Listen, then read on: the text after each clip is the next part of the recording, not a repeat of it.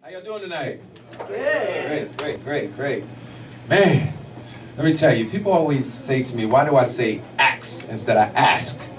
Because I would literally like to ask the designer who created skinny jeans for men. I mean, like Jason on Friday the 13th. Whoop, whoop, whoop, whoop. You gotta be careful, because these gay designers, some of them, they're flexible. Like, you know, like the Matrix, thanks to yoga. It's like, hey, whoop, whoop, whoop, whoop. You missed me, bitch. I grew up in a whooping generation. And for all of you that are not familiar with the term whooping, I'm gonna set the record straight right here tonight. It's home ass whooping training in an ass whooping generation. That's true. Home ass whooping training in an ass whooping generation. And one thing about it was that my neighbors, I didn't understand, because my neighbors next door, they were Caucasian. And we would run around their house playing, and we'd knock over a $5,000 vase. And their mother wouldn't say shit. I would get home and knock over a 99-cent bag of Domino sugar, and my mother would whoop my ass like I stole something. For real. And I didn't understand it, because even at home, when we're home, we'd hear them in the house playing, and they would be like, their mother would say to them, like, you know, I would tell my mother, see, my mother was Caucasian and American Indian. And I would say to my mom, I said, Ma, you know, white kids next door, they get away with murder. And she would say, that's why they murder. And I would say, well, Mom, and she said, listen to him. And he'd be like, John, what are you doing? Get up here and clean up your room. He would say, fuck you, Mom, I'm not doing shit. Sometimes he'd use a first name. Fuck you, Susan, I'm not doing shit. Pop some ADD medication or some Adderall. I'm going to Mike's. Gotta go. See you when I see you. Me, if I tried that, I would get the 21 gun salute.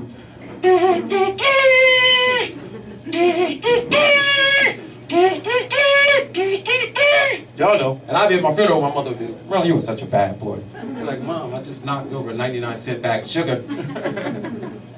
But as a kid, I would love going grocery shopping with my mother. I would love it.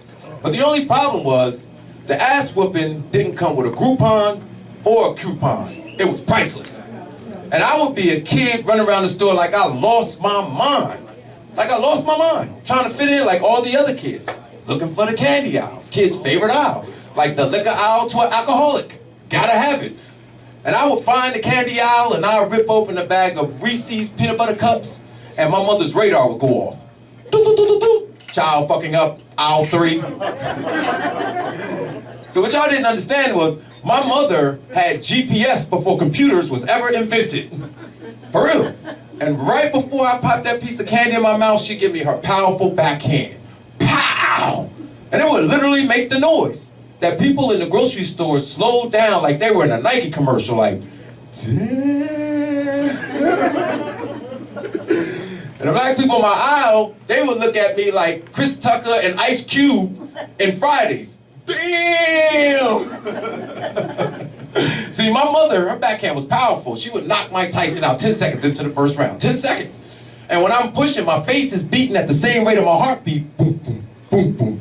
And the little white kids walk up with their mother pushing a cart, and they look at me, and I'm doing everything not to cry, and they would look at each other, look in their ice cream cone, and they would go, that doesn't look like a we're going to Disneyland face.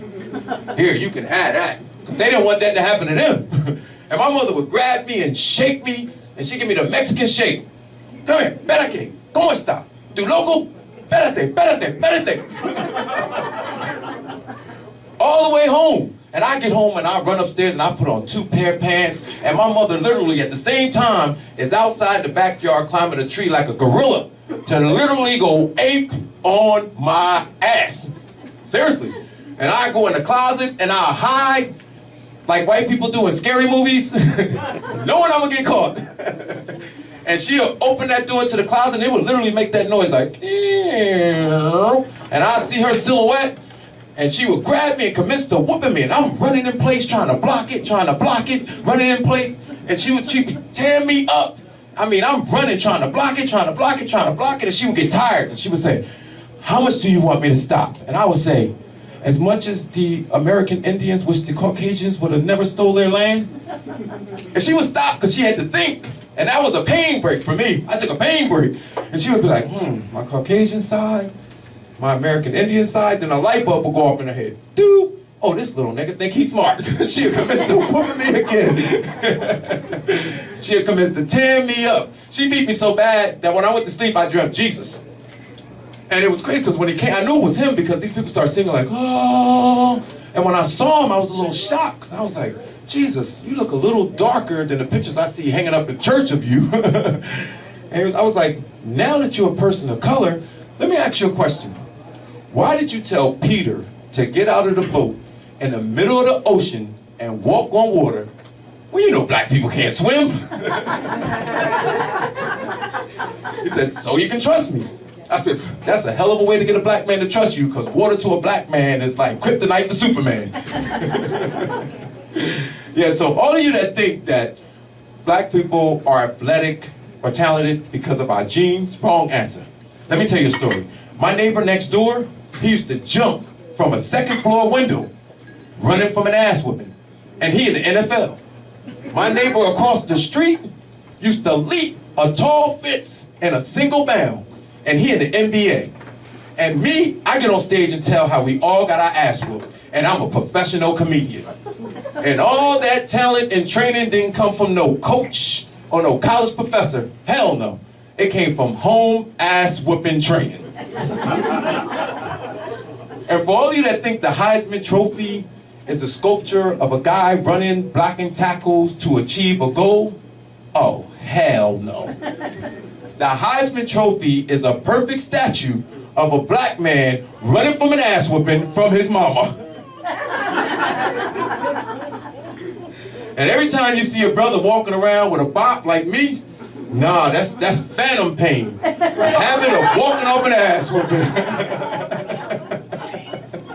Seriously, that's some painful shit, believe me.